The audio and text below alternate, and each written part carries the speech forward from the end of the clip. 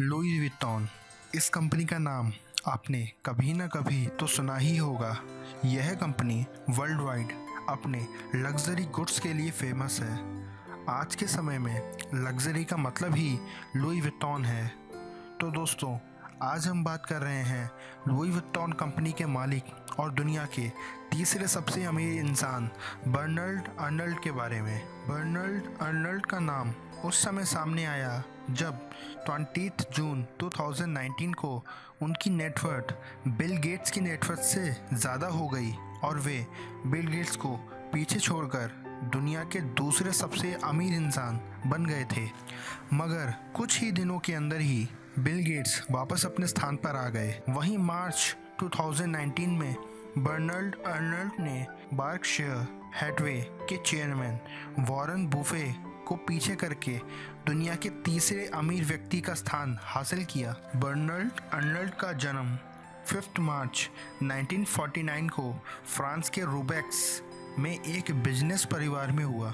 Arnold की मां का नाम मैरी जोसेफ था और उनके पिता जेम्स लियोन अर्नल्ड फेरल नाम की कंस्ट्रक्शन कंपनी के मालिक थे। अर्नल्ड ने अपनी हाई स्कूल की पढ़ाई पूरी करने के बाद 1971 में एकोल पॉलिटेक्निक कॉलेज से इंजीनियरिंग की पढ़ाई की। पढ़ाई पूरी करने के बाद अर्नल्ड अपने पिता के साथ काम करने लगे और तेज़ी से कंपनी को आगे बढ़ाने लगे। 1976 में उन्होंने अपने पिता को इस कंपनी के कंस्ट्रक्शन डिवीज़न लिक्विडेट करने के लिए यानी कुछ स्टेक को बेचने के लिए कन्विंस कर लिया, जिससे इन्हें 40 मिलियन फ्रेंच फ्रेस कमाए। इसके बाद उन्होंने अपनी कंपनी का नाम फेरिनल रखा। आज फ्रांस के जिस बिजनेसमैन का नेटवर्थ फ्रांस देश के जीडीपी का 3% है, उसे एक बार देश छोड़कर जाना पड़ा था। 1981 में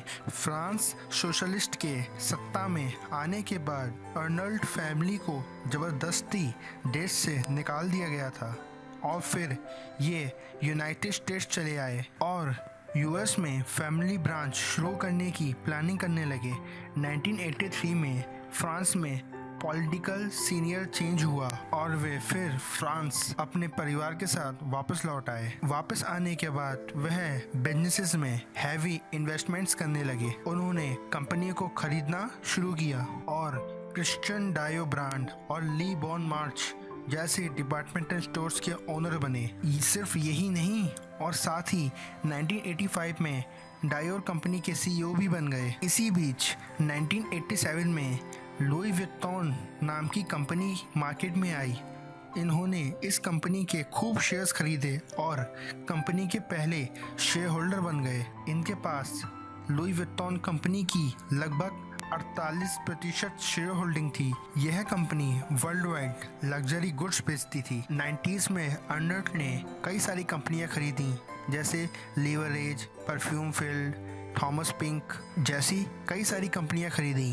पर अर्नल्ड यहाँ कहाँ रुकने वाले थे। अप्रैल 2019 में कंपनी ने luxury hotels and restaurants group Belmont को $3.2 बिलियन में खरीद लिया। फोर्ब्स की लिस्ट के मुताबिक इनकी नेटवर्थ फ्रांस की जीडीपी का 3% है। इनकी कंपनी के 75 ब्रांड्स हैं और इनकी 4000 से ज़्यादा दुनिया भर में डिपार्टमेंटल स्टोर्स हैं।